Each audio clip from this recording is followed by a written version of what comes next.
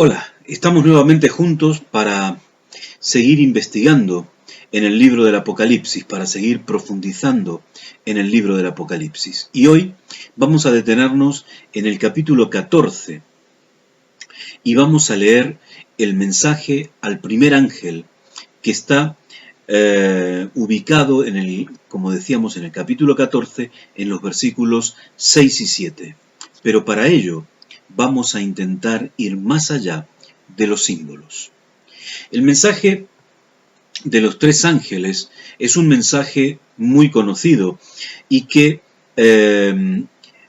muchos cristianos interpretan estos mensajes desde una plataforma de juicio, desde una plataforma de destrucción para con las personas que están involucradas en la recepción de aquel mensaje. El capítulo 14 tiene distintas secciones. Nosotros vamos solamente a tratar las que están entre el versículo 6 y el versículo 13. El tema de hoy es la primera parte de 4 temas relacionados con este triple mensaje angélico. Yo propongo que hagamos una lectura más amistosa de estos mensajes, que tienen que ver directamente con la adoración verdadera de un pueblo verdadero que adora al Dios verdadero. Los 3 mensajes están en sintonía al Evangelio y eso es lo primero que nosotros encontramos en el mensaje a este primer ángel. Dice el versículo 6 y el versículo 7. En medio del cielo vi volar otro ángel que tenía el Evangelio eterno para predicarlo a los habitantes de la tierra, a toda nación, tribu, lengua y pueblo.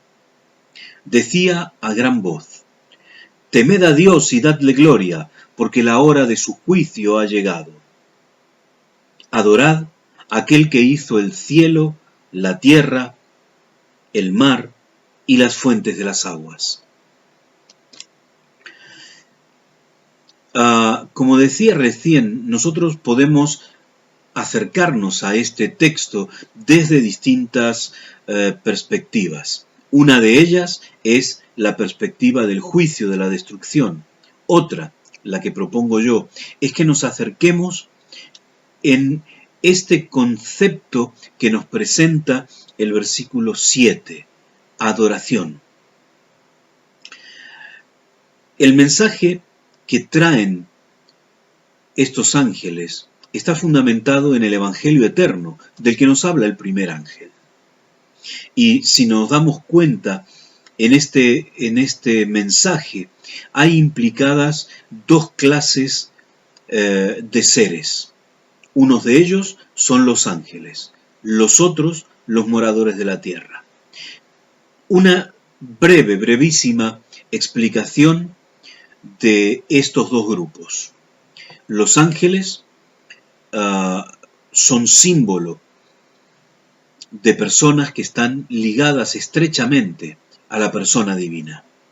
Los moradores de la tierra, por el contrario, son aquellos que forman el gran grupo de la población mundial, la sociedad que no reconoce a Dios como su creador, que no reconoce a Dios como dueño y soberano de sus vidas. Por lo tanto, que no escuchan la voz de Dios, que no obedecen los mandatos de Dios. Es un llamamiento a la sociedad del mundo. El primer ángel hace una invitación. La invitación está dirigida al culto verdadero. Fíjense, es una exhortación universal a adorar a Dios. Como si aquel ángel fuera un gran predicador que está acercándose a la sociedad del mundo para que esa sociedad reciba una predicación que conmueva sus corazones y que traiga a los moradores de la tierra al seno de Dios, que los recupere de una relación que no fue fructuosa, que los recupere de una relación que no fue positiva. Esa exhortación universal. Fijaros, el signo del fin de los tiempos. En el Evangelio de Mateo, en el capítulo 24, uno de los capítulos escatológicos del Evangelio de Mateo, en el versículo 14, se dice que el Evangelio será predicado a todo el mundo y recién entonces vendrá el fin. Por lo tanto, este Evangelio eterno que está proclamando este primer ángel tiene que ver con aquel capítulo 24 del Evangelio de Mateo, donde se nos habla del tiempo del fin y donde se nos dice que para que ese momento del final de la historia de esta humanidad pueda ser una realidad, para que la venida del Señor pueda ser una realidad, tiene antes que haberse predicado ese Evangelio eterno. Si no, no puede venir el fin. Por lo tanto, este primer ángel nos está hablando del signo que marca el tiempo final, la predicación del Evangelio. Dios no hace un llamado al castigo, sino que hace un llamado a la salvación. Pensemos en el Evangelio, pensemos lo que significa el Evangelio, pensemos lo que significa la palabra Evangelio. En el capítulo 4 del Evangelio de Lucas, yo quiero que leamos y vamos a buscar el Evangelio de Lucas, el capítulo 4, y vamos a leer las palabras que tienen que ver con el comienzo del ministerio público de nuestro Señor Jesús. Capítulo 4, versículo 18 y 19. Jesús estaba en la sinagoga de su pueblo, de Nazaret. Había sido aquel sábado invitado a leer el texto bíblico que se iba a estudiar en esa sinagoga. Y Jesús se levanta, ocupa el lugar de lectura y lee las siguientes palabras. El Espíritu del Señor está sobre mí, por cuanto me ha ungido para dar buenas nuevas a los pobres. Me ha enviado a sanar a los quebrantados de corazón, a pregonar libertad a los cautivos y vista a los ciegos, a poner en libertad a los oprimidos y a predicar el año agradable del Señor. Ese texto que leyó Jesús es el texto que podemos encontrar en el capítulo 61 de Isaías, en el versículo 2.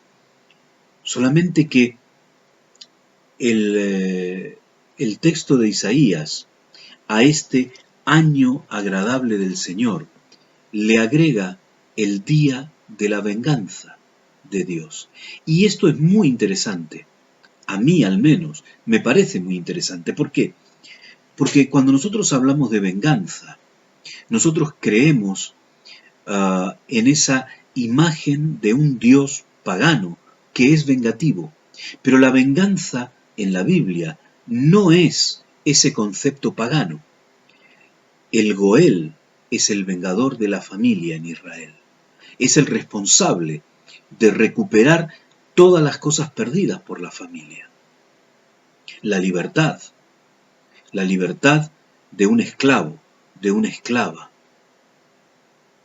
Recuperar las casas, las propiedades de la familia, perdidas por deudas del carácter que fuera, por la mala cabeza de los familiares. Pero aquel familiar cercano, el Goel, es el responsable de rescatar las cosas de la familia, las personas de la familia. Por lo tanto, ese concepto de Goel del Antiguo Testamento, que tanto nos suena mal, de manera negativa en nuestra mente, la venganza, es en realidad el concepto que está reflejado en el Nuevo Testamento con otra palabra que al contrario nos suena tan agradable, nos suena tan, pero tan amistosa: Salvador. Es muy importante. Nuestro Señor Jesús se está presentando como el Goel, el Salvador, lo que significa que en la predicación del Evangelio no encontramos venganza de castigo, no encontramos un llamamiento a la destrucción, sino todo lo contrario, el llamamiento a la salvación.